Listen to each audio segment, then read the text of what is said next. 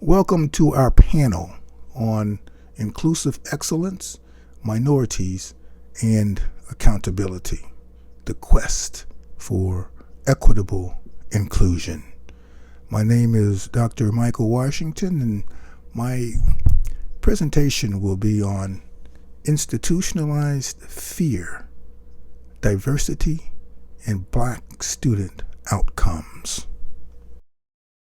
On October 26, 2016, the Northerner, the independent news organization of Northern Kentucky University, featured an article that covered the entire front page. The headline read, "Student Lack of Inclusion is a Campus Problem." The article describes how Black students express their feelings of alienation and isolation, and how they believe that even the Welcome Week events weren't catered toward Black students. The several Black students interviewed were involved in a range of campus organizations, including the Black Student Union, the Black Women's Organization, NKU Rocks, and the Student Government Association. One Black student stated that she grew up in a white community but never felt discrimination until her experience at Northern Kentucky University during the fall of 2016. The Black students organized a Welcome Black Week and invited all students to participate in their events, but it resulted in many Black students feeling targeted as victims of discrimination. About a month later, on November 20th, 2016, the Inquirer published the headline, "Minority Graduation Rates Still Lag Across U.S. Here." The article makes the point that graduation rates have risen at many public colleges and universities in the past decade, but national studies suggest those improvements, quote, often mask different outcomes for minority students who are lagging behind their white classmates, end of quote. The studies are conducted by a national advocacy organization called the Education Trust that discovered that while Miami University had the second highest graduation rate for Black students in 2013 at nearly 70%, and closed the gap between white and Black students by more than 10 percentage points, at NKU there was no significant change in the gap between white and minority students in 10 years. Moreover, the report from the Education Trust showed that at NKU there was, quote, a decrease in minority completion rates from 2003 to 2013, with Black students at less than 30%. What is interesting to note is that within the 10-year period under investigation by the Education Trust, the Kentucky Council on Post-Secondary Education, CPE, relieved NKU from federal oversight in planning desegregation initiatives to satisfy the mandate of the Kentucky Plan. Although released from the remedial planning process, NKU was still expected by the CPE to, quote, ensure that the significant progress made in promoting diversity was preserved and further enhanced, end of quote. The Commonwealth of Kentucky Higher Education Desegregation Plan, also known as the Kentucky Plan, was developed by the CPE in 1982 in response to a U.S. Department of Education's Office for Civil Rights OCR, finding that the Commonwealth of Kentucky was in violation of Title VI of the Civil Rights Act of 1964, has failed to eliminate the vestiges of its former de jure racially dual system of public higher education. The Council on Higher Education and the Council on Post-Secondary Education focused the desegregation plan and its subsequent revisions on increasing the enrollment and success of African American students and the number of African American employees on campus. In December of 2008, after 25 plus years, NKU was released from the remedial process. Despite the expectation to preserve and enhance the desegregation initiatives that had contributed to advancing diversity at NKU, after 2008, the campus climate was perceived by blacks to be extremely unwelcoming, even discriminatory and hostile, especially with regard to the possibility of preserving and enhancing effective desegregation initiatives. For instance, a former dean of the College of Arts and Sciences during the 10-year period in question was Dr. Samuel Zachary. Sue Ott Rollins, Vice President of Academic Affairs and Provost, was presented with evidence by a black faculty member, Dr. Michael Washington, that Dean Zachary had made a host of defamatory accusations against him. The provost recommended that Washington and Dean Zachary meet to resolve differences. At the meeting, Dean Zachary admitted that he made several false accusations against Washington, not because he was a racial bigot, but because it was the expectation of the previous provost to eliminate rather than preserve and enhance the desegregation initiatives. His job was to make an example of any black faculty member in his college who sought compliance with the CPE expectation so that other blacks would be too fearful to support CPE compliance.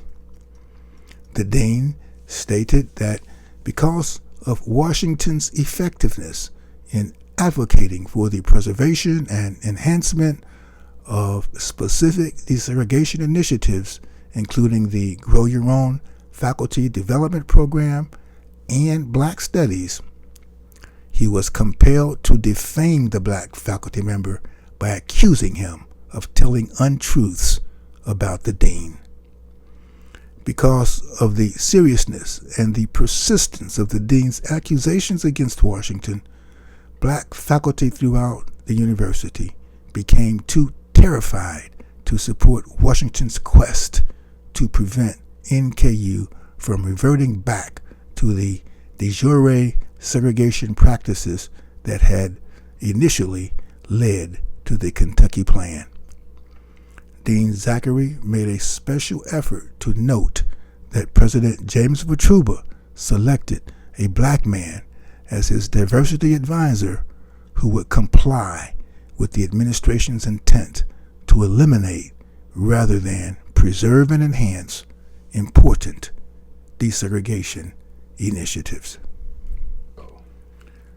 Dean Zachary's tactic of defaming a black faculty member was a passive form of black exclusion compared to the more active, even aggressive process of arbitrarily terminating black administrative staff that supported and were supported by the black students.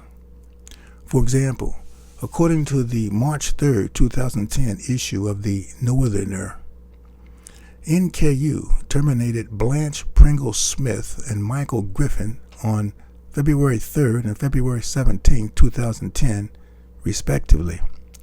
Both were African Americans who worked as administrative staff in the Office of African American Student Affairs, which was the same department that had recently removed another African American, Cynthia Pitchback Hines, from the directorship by terminating her.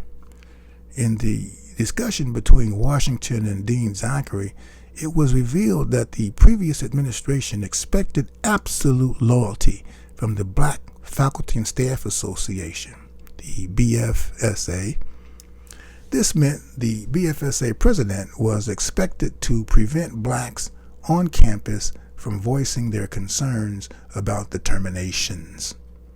This also meant the active exclusion and alienation of black faculty who were genuinely concerned about what they perceived as unfair terminations of blacks.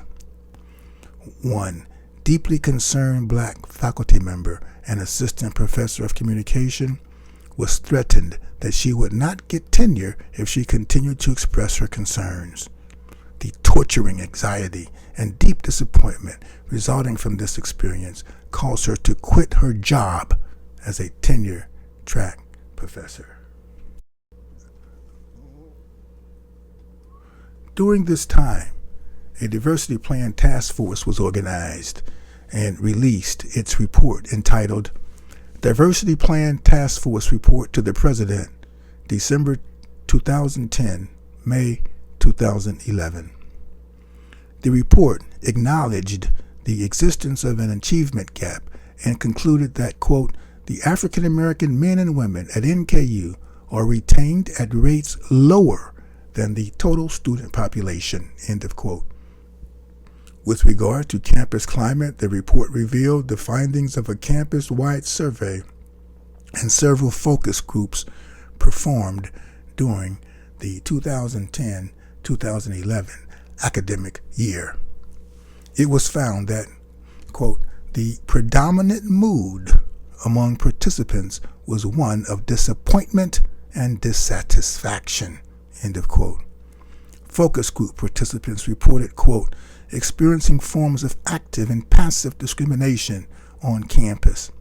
The forms of active discrimination commonly reported included discriminatory statements/actions, hostility and silencing, also discriminatory slurs and physical violence, end of quote.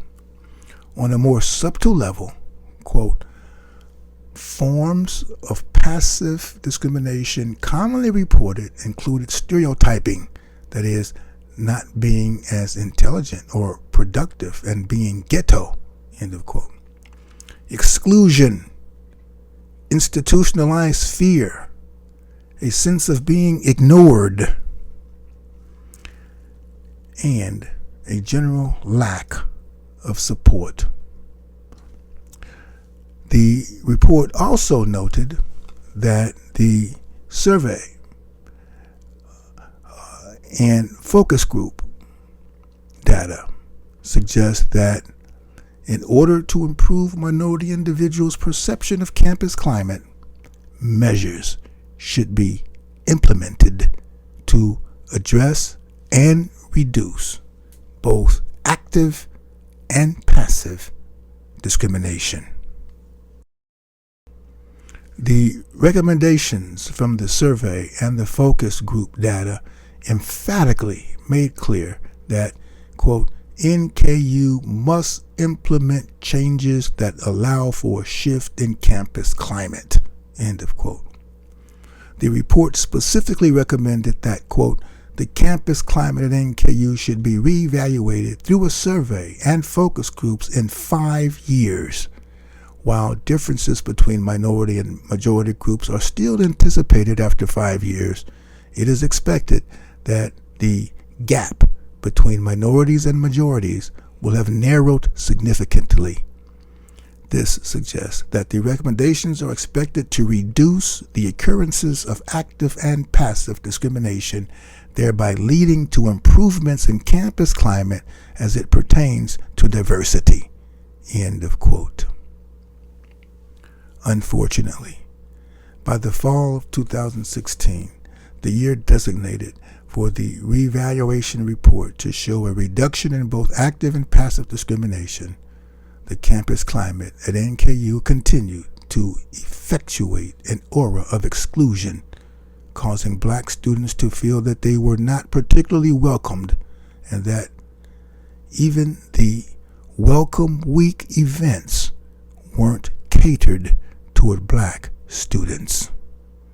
This was a predictable, even anticipated outcome based on the action taken by the university administration after 2008 to revert back to the practices that caused de jure segregation rather than seeking compliance with the CPE in preserving and enhancing NKU's effective desegregation initiatives. But just how is it possible that NKU can articulate a commitment to diversity and inclusive excellence while simultaneously adhering to the very practices that resulted in the de jure segregation that led to the Kentucky Plan? In response to this question, we must understand that institutional outcomes are determined by policies and practices within the institution. Hence, it is the policies and practices within an institution that produce and perpetuate negative outcomes for blacks. These disparate outcomes keep blacks in an inferior state and thus maintain their racial subordination. This is why scholars refer to this phenomenon as institutional racism. There are numerous examples and approaches used by scholars to address racism in higher education. Some refer to their approaches as challenging racism in higher education as their way of promoting justice, while others prefer a more confrontational style by confronting racism in higher education as a way of fighting ignorance, bigotry, and isolation. An effective approach that both challenges and confronts institutionalized racism was employed by Andre Ward, an African-American member of the NKU Board of Regents. On October 13th through October 14, 2016, Ward used his organization, Caffrey Ward, to co-sponsor a symposium at Northern Kentucky University entitled the Forging Partnerships for Inclusive Excellence Symposium. Co-sponsored in conjunction with the University of Kentucky, the Kentucky Council on Post-Secondary Education, and Northern Kentucky University, the program featured a host of speakers from both higher education and the corporate world. In organizing the symposium, Ward was careful to select an outstanding keynote speaker with an irrefutable message as both a speaker and an author.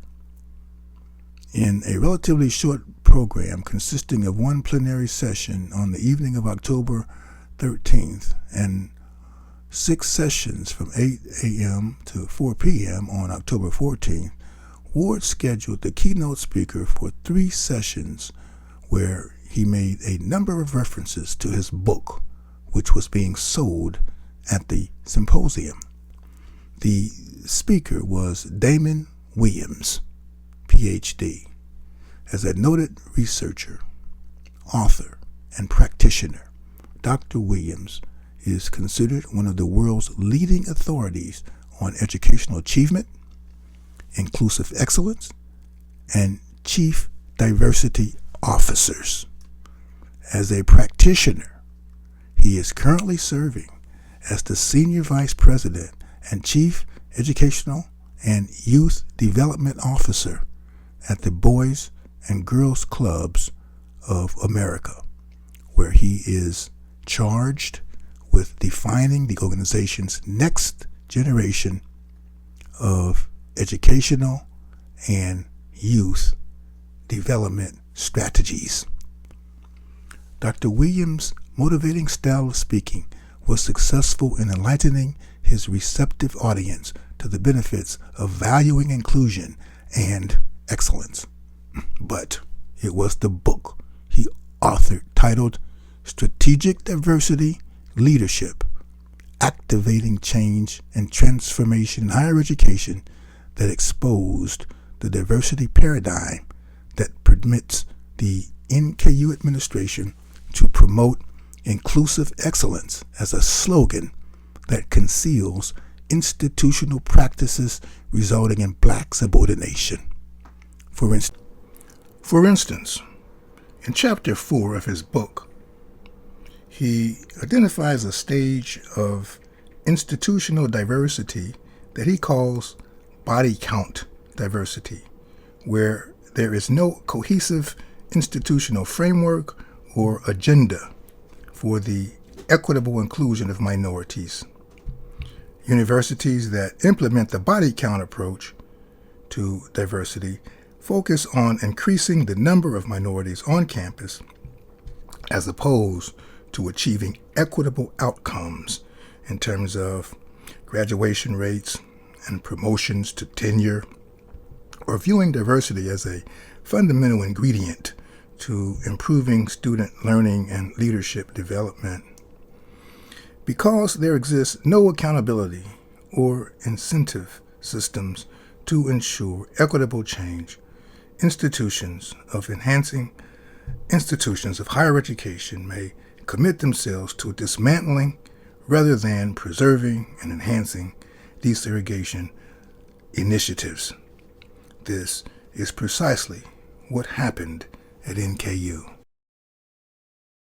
For instance, according to the vision and guiding principles of the Kentucky Post-Secondary Education Policy for Diversity, Equity, and Inclusion, effective 9/23/2016, there are 8 principles that shape the priorities that guide decisions about the Commonwealth's promotion of diversity, equity, and inclusion. 2 of the principles include: 1, an affirmation of the long-standing commitment to the enrollment and success of Kentucky's African American students at public colleges and universities, and 2, the challenging of stereotypes and the promotion of awareness and inclusion. Despite the fact that the CPE's most recent diversity policy statement is shaped by the principle that Kentucky affirms its long-standing commitment to African American students' success in public colleges and universities, the practice of former Dean Samuel Zachary of dismantling rather than preserving and enhancing the Grow Your Own and Black Studies programs remain an unspoken policy and practice of the Inclusive Excellence Initiative at NKU. This means that NKU's commitment to subverting the CPE's desegregation mandate has successfully undermined the Commonwealth's commitment to the success of Kentucky's African American students in public colleges and universities. If black student retention outcomes are to be improved, there must be urgent action taken to compel the administration to comply with the CPE mandate to end de jure segregation. In conclusion, during the fall semester of 2017, black students at NKU felt targeted as objects of discrimination as their retention rates lagged at below 30%. A reason may be related to the fact that Despite the CPE's expectation to preserve and enhance the desegregation initiatives that had contributed to advancing diversity at NKU, after 2008, the administration began a process of dismantling these important initiatives.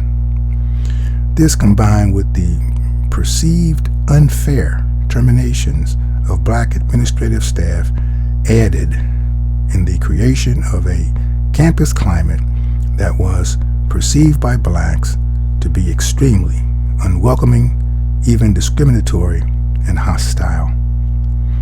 A campus survey and focus groups' findings of perceived active and passive discrimination led to a recommended intervention to reduce discrimination for a 5-year period between 2011 and 2016. Unfortunately, by the fall of 2016, the year designated for the reevaluation report to show a reduction in both active and passive discrimination, the campus climate at NKU continued to be unwelcoming to black students, and no evidence was ever reported about the intervention to reduce active and passive discrimination or the reevaluation report. These are expected outcomes of the body count diversity model in higher education, where there is no cohesive institutional framework or agenda for the equitable inclusion of minorities, hence no accountability or incentive systems to ensure equitable inclusion. It is important for President Mearns to address this issue before leaving to become Ball State University's 17th president. President Mearns has a moral obligation to the next administration to clearly state his recommendations with regard to implementing the Kentucky Public Post-Secondary Education Policy for Diversity, Equity, and Inclusion. A question of concern is, will his recommendation affirm a commitment to the enrollment and success of African American students, or to his body count diversity model that facilitates the demise of the very initiatives that the CPE expects to be preserved and enhanced, that is, the Grow Your Own and Black Studies programs. Finally, will his recommendations challenge the stereotype of fearful, inferior, unprofessional blacks, or will it continue to promote this stereotype? In response to these questions, our next speaker is a student who has been very involved in pursuing equitable inclusion and accountability, and will spend the next few minutes sharing some of his experiences with you.